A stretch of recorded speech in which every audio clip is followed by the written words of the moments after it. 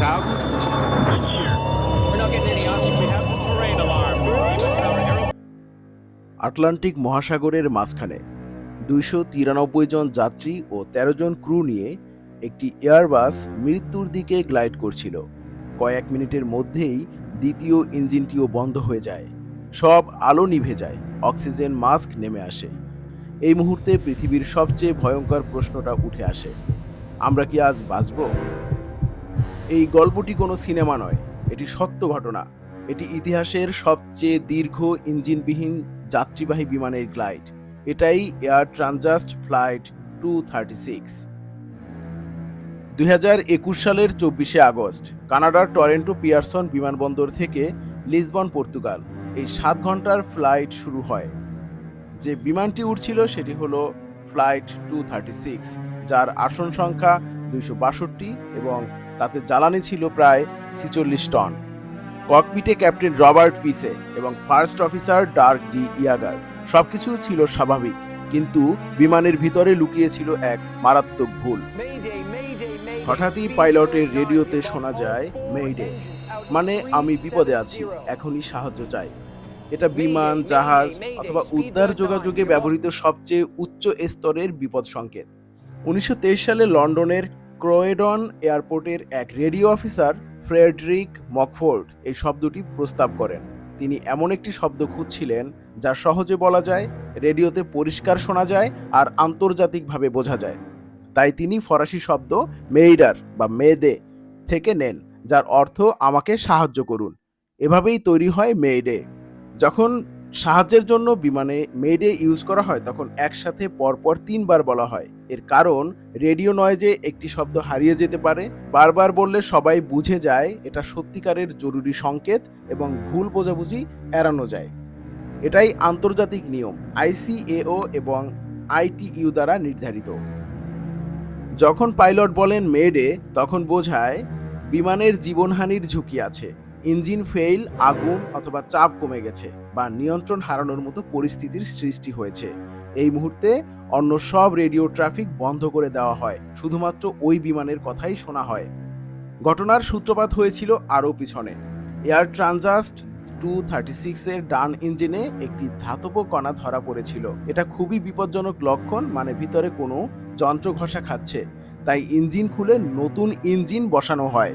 কিন্তু সেই সময়টাতেই একটা মারাত্মক ভুল হয়ে যায়। নতুন ইঞ্জিন বসানোর সময় ইঞ্জিনের পাশ দিয়ে যাওয়া 2টি পাইপ ছিল। একটা ফুয়েল লাইন যেখানে জ্বালানি যায়, আর একটা ছিল হাইড্রোলিক লাইন যা দিয়ে ব্রেক, ফ্লাপ আর ল্যান্ডিং গিয়ার নিয়ন্ত্রণ করা হয়। এই 2 পাইপের মাঝে থাকা উচিত ছিল একটি নির্দিষ্ট ফাঁকা জায়গা, যাতে কম্পনে তারা একে অপরকে স্পর্শ না করে। কিন্তু মেকানিকরা ভুল পার্টস ইউজ করে ফেলেন এবং যার ফলে পাইপ দুটির মাঝখানের যে স্বাভাবিক ফাঁকা জায়গা দরকার ছিল সেটা কাছাকাছি চলে আসে।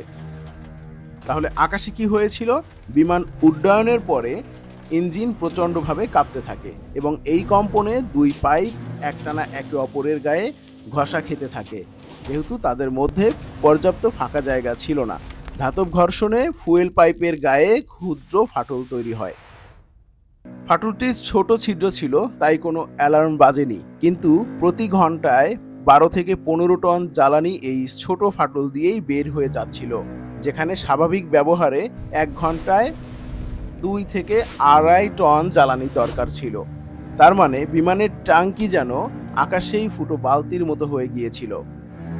এখন প্রশ্ন আসে, এত বড় একটা মারাত্মক ঘটনা বিমানের পাইলটরা কি একটুও টের পাননি? তারা আসলেই টের পাননি, কারণ কোনো লিক সেন্সর ছিল না বিমানটিতে। কম্পিউটার শুধু দেখাচ্ছিল ফুয়েল ইমব্যালেন্স। তাই তারা ভাবেন এটা সফটওয়্যার জনিত সমস্যা।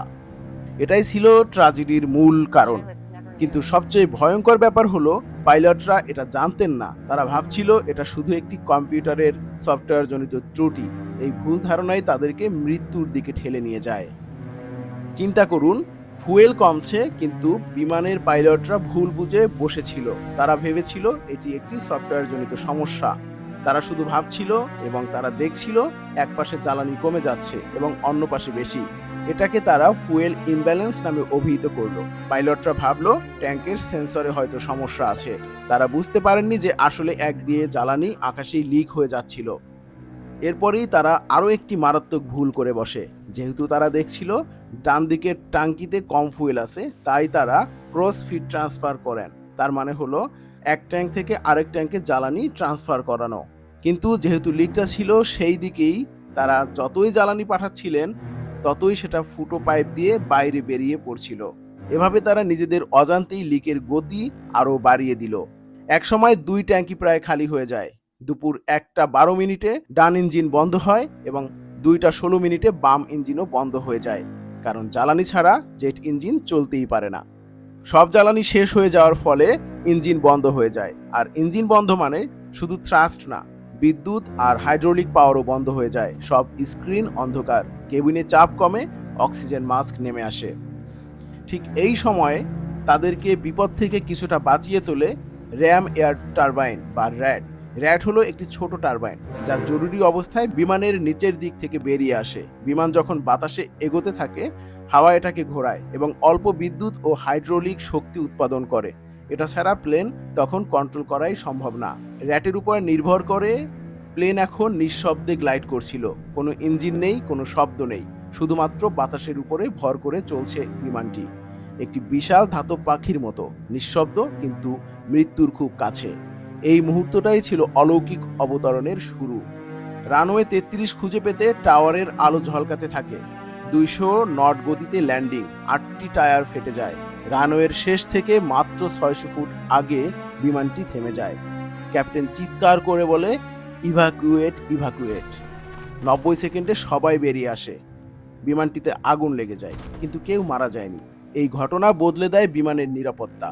নতুন ফুয়েল লিক সতর্কতা সিস্টেম তৈরি হয়, উন্নত পাইলট প্রশিক্ষণ তৈরি হয়, কঠোর সেফটি প্রোটোকল নিশ্চিত করা হয়। এটি আমাদের শেখায় ভুল অনুমান আর ছোট অবহেলা কত বড় বিপদ ডেকে আনতে পারে। এটা ছিল এয়ার ট্রানজাস্ট 236 এর একটি অলৌকিক বেঁচে ফেরার গল্প। আকাশে ঘটে যাওয়া এই ঘটনাগুলো আমাদের শেখায় মানুষ কতটা সাহসী হতে পারে মৃত্যুর মুখে মুখে দাঁড়িয়েও।